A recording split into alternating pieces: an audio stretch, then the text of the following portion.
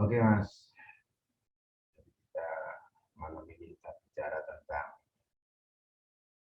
bagaimana kita mengenal diri. Sangat super sulit dan selalu terpengaruh oleh dunia luarnya, terpengaruh oleh kondisi-kondisi yang ada di luar dia, seolah itu menjadi suatu kebenaran. Untuk bagaimana kita supaya kita mudah untuk mengenal diri. Karena kan kita katanya orang dahulu, orang pintar itu kalau ingin mengenal Tuhan, kenalilah dirimu dulu, kan begitu kan istilahnya. Nah, dengan kondisi itu ya otomatis bagaimana supaya kita itu hidup sesuai dengan kehendaknya, kehendak Tuhannya. Kita harus mengenal diri dulu nih ceritanya.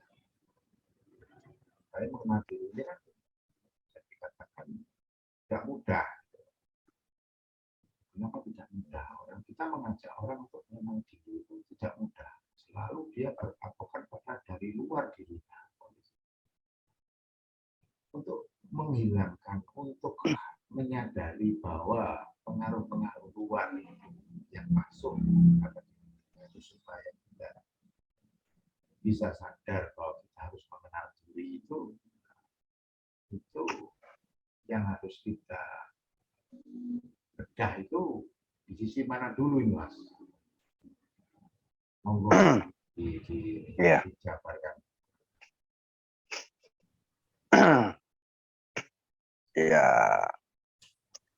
masuk ke inti batin yang sesungguhnya atau mengenal diri yang sesungguhnya atau masuk ke ruang kekosongan diri kita yang sesungguhnya. Memang kita mengalami suatu membutuhkan perjuangan yang sangat berat, yang sungguh-sungguh, karena musuh yang ada itu adalah musuh-musuh pola, musuh-musuh pengaruh yang sudah ada di dalam pikiran kita. Ini harus kita kenali semua, kita pahami benar semua. Jadi gini, pola itu energinya yang terserap pada pikiran kita itu adalah berbentuk kecerdasan intelektual, juga berbentuk kecerdasan imajinasi atau khayalan-khayalan atau cita-cita atau keinginan-keinginan. Jadi karena pikiran kita itu, pikiran manusia itu sebenarnya punya kekuatan yang luar biasa, yaitu dia punya kecerdasan intelektual, punya kecerdasan imajinasi, punya kecerdasan emosional. Lah pola, metode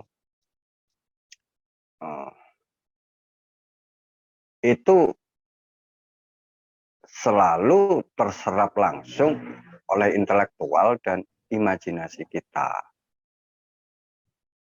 Lebih-lebih yang berhubungan dengan tadi proses tentang nilai-nilai masuk ke batinia. Kalau bentuk interaksi pola yang hanya hubungannya dengan materi per materi mungkin bisa diselesaikan di intelektual itu sendiri.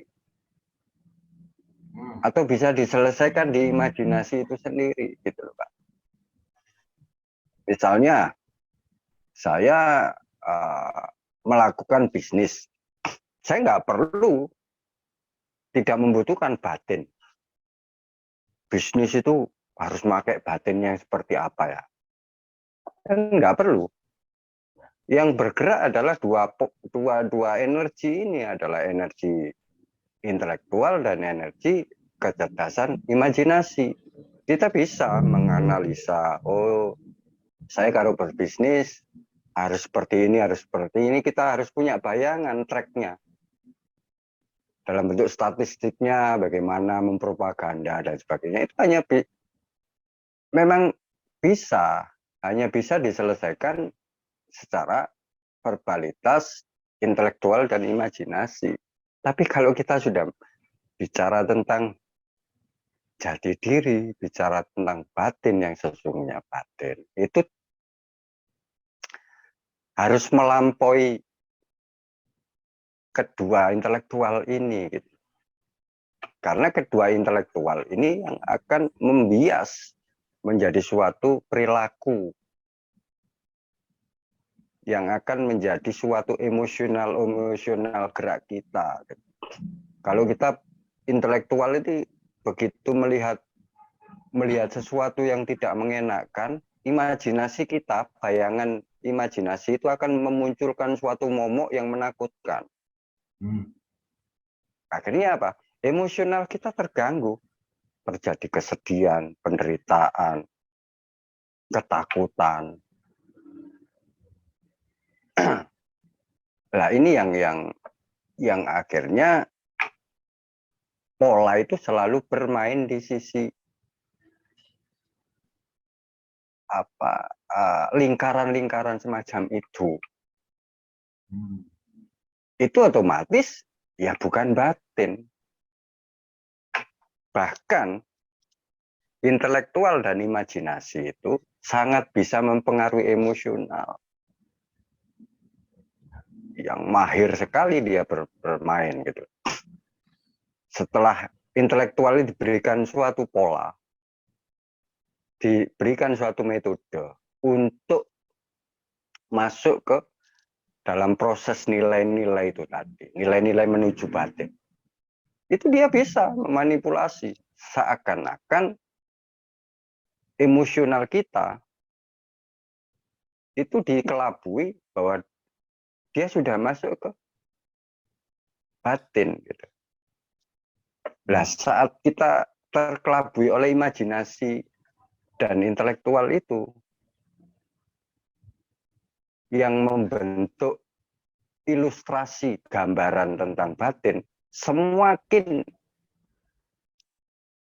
imajinasi itu semakin membesarkan vibrasi kepura-puraan tentang batin itu sendiri, gambaran yang digambarkan oleh pikiran intelektual dan imajinasi. Nah, di situ akhirnya orang itu metode akan selalu memberikan sajian tujuan. Kalau kamu melakukan ini, kamu akan tenang. Kalau kamu akan melakukan ini, kamu bisa peka. Kalau kamu melakukan ini, kamu bisa mengenal Tuhan. Kalau kamu melakukan ini, kamu akan diberikan kemuliaan-kemuliaan. Kalau kamu melakukan ini, akan dimudahkan. Hal yang sangat erat dengan keinginan-keinginan hawa nafsu, keinginan-keinginan ego. Karena sifat manusia itu selalu mengarah ke itu. Perilaku intelektual dan imajinasinya selalu mengarah kepada keinginan-keinginan. Kalau nggak punya uang, inginnya punya uang. Kalau sudah punya uang, inginnya lebih banyak. Selalu gitu. Ini perilaku pikiran gitu. Nah, terus sudah kita nggak mengenali tentang perilaku itu, tahu-tahu ngomong bahwa saya sudah di batinia, saya sudah di batin. Kalau itu nggak mengenali, ya batinnya batin euforia, batin imajinasi aja, kan gitu. Lah, bagaimana kita dengan sungguh-sungguh masuk ke dalam ruangan batin yang benar-benar jati diri itu, batin yang benar-benar hening itu, ya otomatis kita harus mengenal dulu ruangan-ruangan dari intelektual, ruangan-ruangan dari imajinasi yang mengkelabui, yang menutupi dari ruang batin itu sendiri. Analogi sederhananya gini, misalnya pikiran ini atau otak kita itu saya ibaratkan suatu gedung. Di setiap kita begitu masuk gedung, pasti di situ banyak ruangan-ruangan. Ya. Saya ilustrasikan untuk memudahkan gitu. Nah, setiap kita masukin ruangan atau masukin suatu pola pikiran, itu di situ banyak sekali apa namanya ilusi-ilusi, gambaran-gambaran, baik yang jadi pasti ada intelektual yang bisa membaca gitu. Oh, ada lukisan di ruangan itu. Begitu lukisan ini kita pandang, disitulah imajinasi muncul. Kita bisa membayangkan lukisan itu dengan berbagai macam apa ilusi imajinasi yang kita anukan. Lah perilaku pikiran itu semacam itu.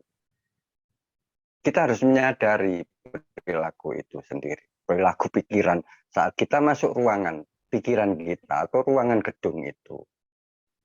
Apakah kita terjebak oleh kondisi-kondisi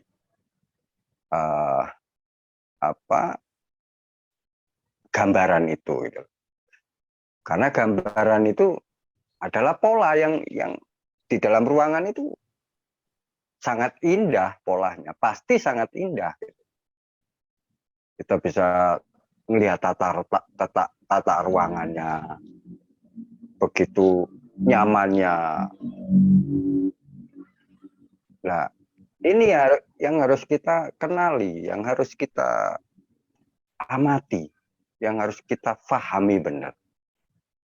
Supaya kita nggak terjebak di situ. Sampai setelah kita benar-benar mengenali, memahami ruangan itu, baru kita tahu bahwa ini semua palsu. Ini yang saya bikin nyaman ini sebenarnya nyaman palsu gitu loh. Karena saya terjebak oleh pola, terjebak oleh metode gambaran-gambaran di ruangan itu. Nah, kalau kita sadar itu bahwa ini palsu semua, baru kita keluar dari ruangan itu dan akan menemukan ruangan yang lain gitu loh. Dengan bentuk yang menyerupai, dengan pola yang mungkin beda. Kita masukin lagi, kita amati lagi. Terus sampai kita paham benar, berpindah lagi. Karena pola ini kebanyakan orang, pola-pola ruangan ini adalah tempat yang bisa, sangat bisa berpotensi untuk menjadi ruangan-ruangan pelarian dalam kondisi situasi-situasi realita yang kita hadapi. Saya misalnya ruangan di sini sudah bosan, bukan karena mengenali, sudah bosan. Saya bisa, waduh enggak enak di sini banyak nyamuknya. Saya bisa pindah ke ruangan lain yang lebih nyaman. Lah ini kecerdasan intelektual dan kecerdasan imajinasi ini sampai bisa mempunyai sifat perilaku semacam itu yang mengelabui supaya manusia itu jauh dari batinnya, jauh dari jati dirinya. Ruangan pola-pola ini luar biasa dalam pikiran kita. Bisa berbentuk. Ini dulu yang harus kita kenali benar. Bisa berbentuk manusia suci segala macam ya.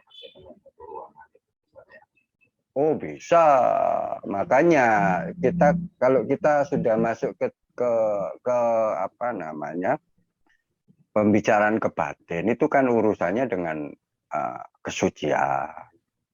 Bisa manusia suci memberikan metode, bisa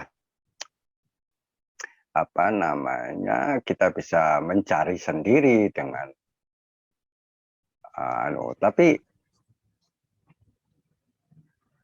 selama itu dianggap suatu atau kita terjebak dalam kebenaran itu kita tidak akan pernah menemukan jati diri kita, tidak akan pernah menemukan batin kemurnian kita.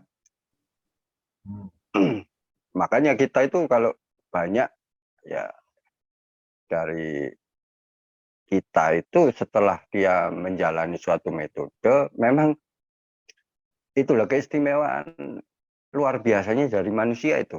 Begitu saya misalnya ya, saya berguru ke seseorang gitu, saya diberikan suatu pola metode gini-gini, saya lakukan. Memang ada efek-efeknya ada. Saya bisa melihat apa, saya bisa gini, saya bisa gitu, yang berhubungan dengan kesaktian dan sebagainya ini. Sampai segitu hebatnya pikiran itu. Tapi pertanyaannya, itu identik ke ego, apa identik ke kemurnian? Kita sadar nggak posisi ego dan posisi apa adanya itu? Posisi kekosongan itu. Makanya begitu saya melakukan suatu metode, akhirnya saya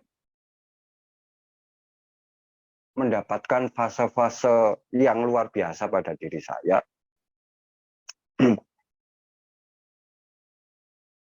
Saya pasti itu akan menunjukkan kehebatan saya.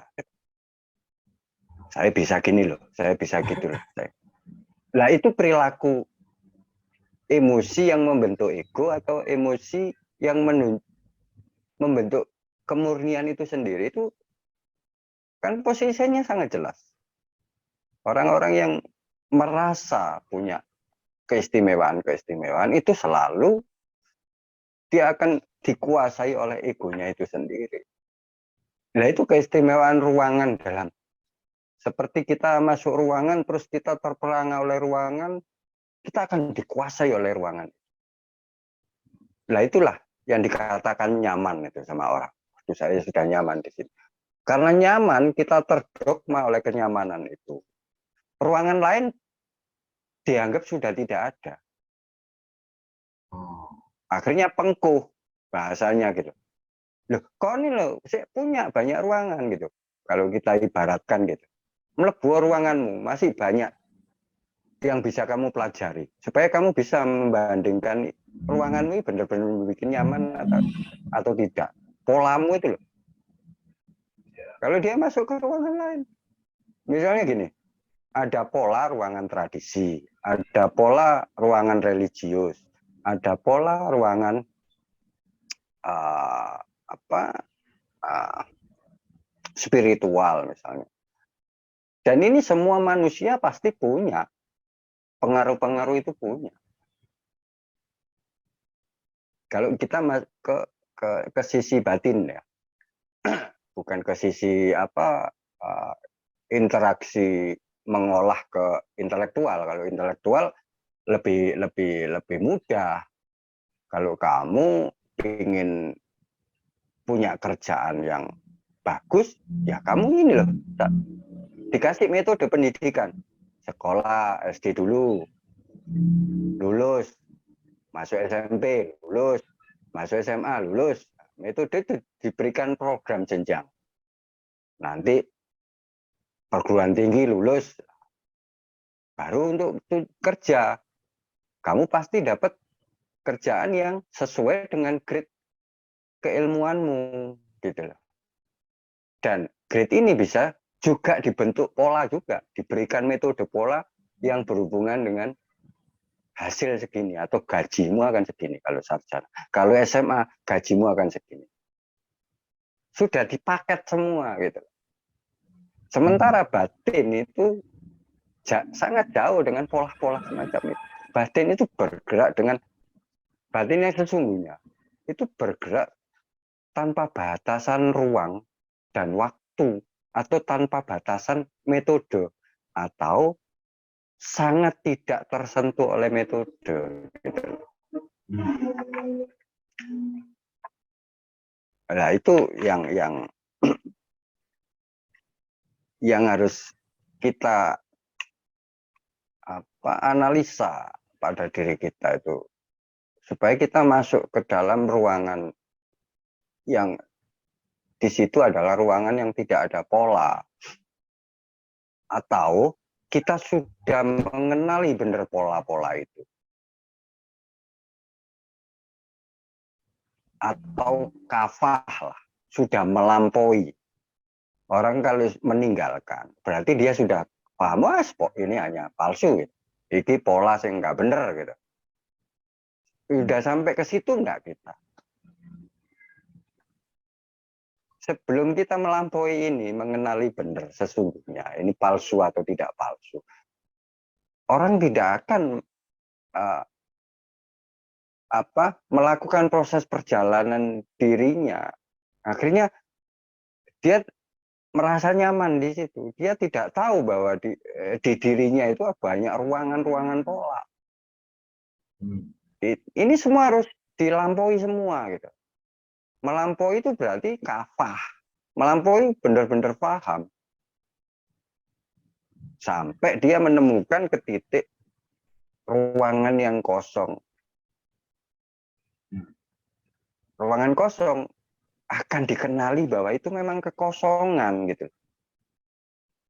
Bukan kekosongan karena nyaman melihat pola itu. Akhirnya jadi metode pengolah diri gitu. Akhirnya yang ketemunya adalah kekosongan palsu. Tapi kalau sudah kita kenali semua pola-pola dalam pikiran kita itu, begitu kita masuk ke titik non pola dalam pikiran kita, dalam batin kita, kita tahu bahwa ini benar-benar kekosongan. Kita tahu bahwa ini benar-benar hening. Ini benar-benar jadi diri gitu. Dan kita akan tahu bahwa ruangan-ruangan pada gedung pikiran kita ini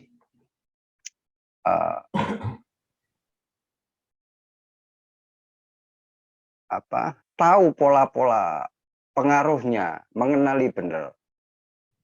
Kalau mengenali berarti kalau kita tahu berarti kita tidak terpengaruh. Kalau nggak tahu itu baru yang mudah terpengaruh. Kalau kita tahu semua pola dalam pengaruh-pengaruh pikiran kita itu, kita tidak terpengaruhi. Bukan menghilang, bukan berarti hilang, enggak. Karena memori atau pikiran nggak bisa hilang. Ya itu yang memberatkan. Karena posisi pikiran itu nggak bisa hilang dalam pikiran manusia. Itu yang jadi masalah. Memori itu nggak bisa hilang. Makanya bagaimana supaya kita bisa melampaui itu? Gitu. Bukan menghilangkan, tapi melampaui, mengenal dengan sebenar-benarnya. Baru kita bisa mengalami proses perjalanan. Yang dikatakan perjalanan itu sebenarnya itu kalau kita masuk ke perjalanan jiwa, perjalanan batin gitu. Setelah kosong, kita masuk ruangan kosong pada diri kita.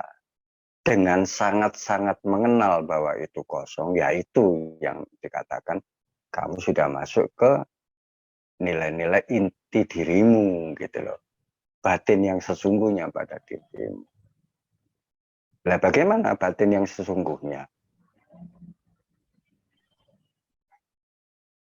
Ya orang Jawa mengatakan gerakannya mengalir seperti air.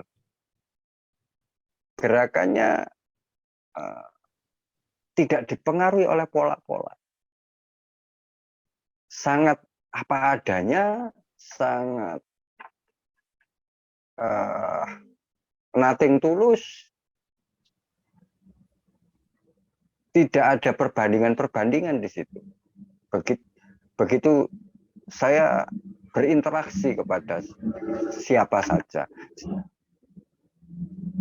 apa saja yang terbentuk, dan gerakan itu harus dijalani.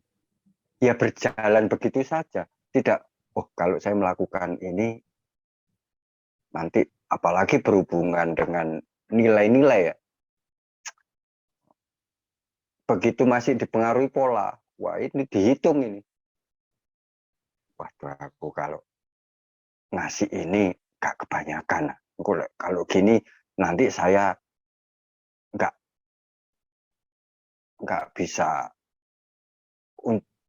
buat keinginan yang ini kan. Nah itu akan muncul kalau masih dipengaruhi pola. Tapi kalau kita sudah melampaui pola itu, gerakannya itu sudah tidak ada yang meracuni dalam bentuk perbandingan-perbandingan itu. Bahkan pola itu sangat erat dengan kekerasan, sangat erat dengan penuduhan, penghukuman, sangat erat dengan apa pertimbangan-pertimbangan yang sangat materialistik, selalu gitu. Pola itu pasti menuju ke situ. Nah itu bisa kita amati dalam kehidupan. Orang yang seperti ini, tapi cara hidupnya kok semacam ini. Itu bisa kita amati semua. Untuk pembuktian secara fakta. Jadi realita dari batin itu posisinya itu adalah posisi yang tidak dipengaruhi oleh gerakannya, yang tidak dipengaruhi oleh pola-pola pikiran kita, yang secara hakikat pikiran kita itu adalah hasil dari pengaruh-pengaruh atau hasil cipta yang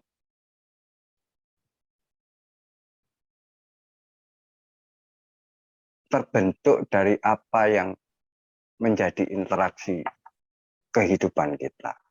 Itu semua harus kita kenali dulu. Sebelum mengenali itu, jangan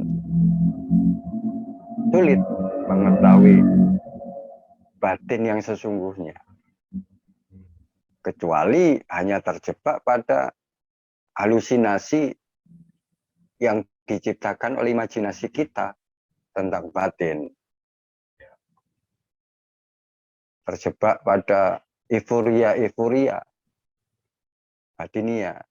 Nah, makanya cirinya orang yang tereuforia oleh batin, setiap mengilustrasikan suatu nilai, dia tidak lepas dari ring itu gitu loh. Penjabarannya ya adopsi aja gitu, copy paste dari, makanya itu begitu orang cara menganukan copy paste dari suatu pola itu sangat sangat bisa kita deteksi, oh orang ini masih di pola gitu. Meskipun kita bisa aja secara intelektual atau imajinasi berpura-pura untuk kita sudah masuk ke nilai batinnya, bisa saja. Wong semua itu juga bisa dicipta oleh pikiran kita. Kepura-puraan itu sangat bisa dicipta. Nah, karena kita hidupnya di situ, akhirnya kita tidak tahu realita yang sesungguhnya. Karena pikiran kita itu penuh dengan ilusi, penuh dengan khayalan-khayalan sampai kita nggak tahu fakta yang sebenarnya. Pola ini membentuk ilusi.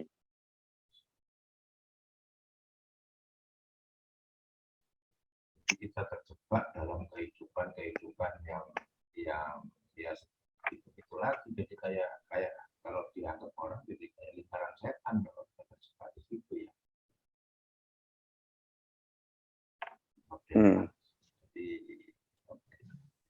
kehidupan yang dari masa lalu dan segala macamnya itu, karena kita terjebak di situ, kita mengulang lagi di situ, seperti mengulang aja di situ. Oh iya, jadi tak ubahnya yang dikatakan batin yang tercipta oleh pola itu tidak ubahnya adalah batin atau pikiran batin yang seakan-akan pikiran itu diidentikan oleh batin adalah mekanik. Gitu. Jadi gerakannya hanya mengulang-ulang, berbentuk mekanik gerakan, tidak ada kesadaran di situ. Makanya yang namanya metode pasti tidak luput dari suatu ritual, dan ritual itu selalu diulang-ulang. Tidak ada apa namanya track yang apa mengenali realita kehidupan, bahwa realita kehidupan itu bergerak yang tidak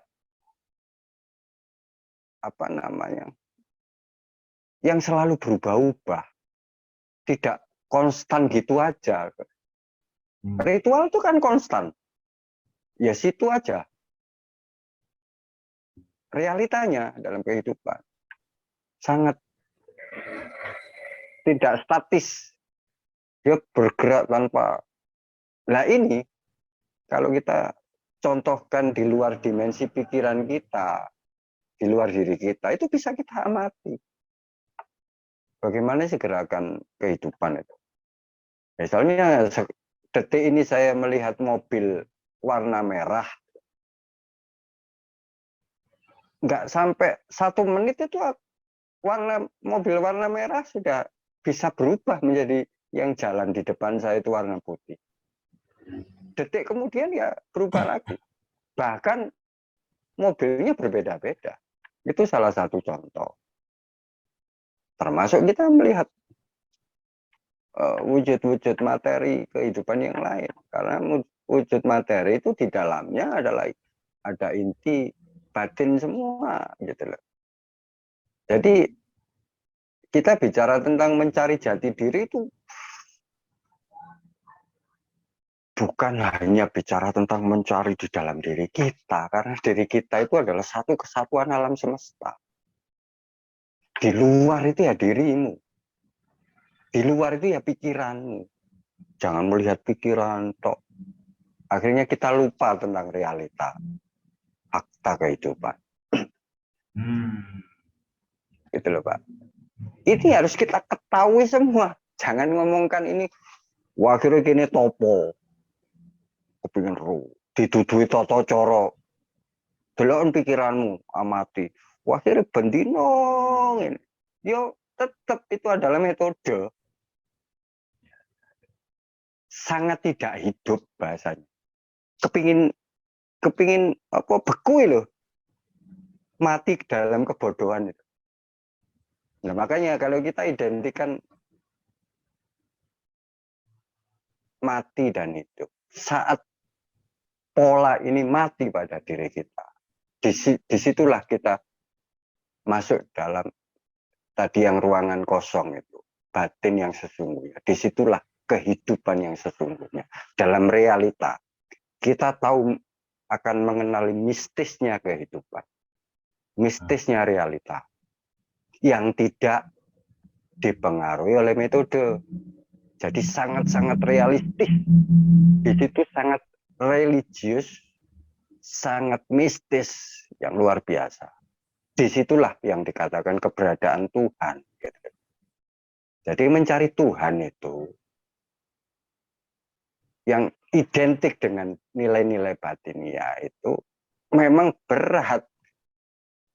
Gitu loh.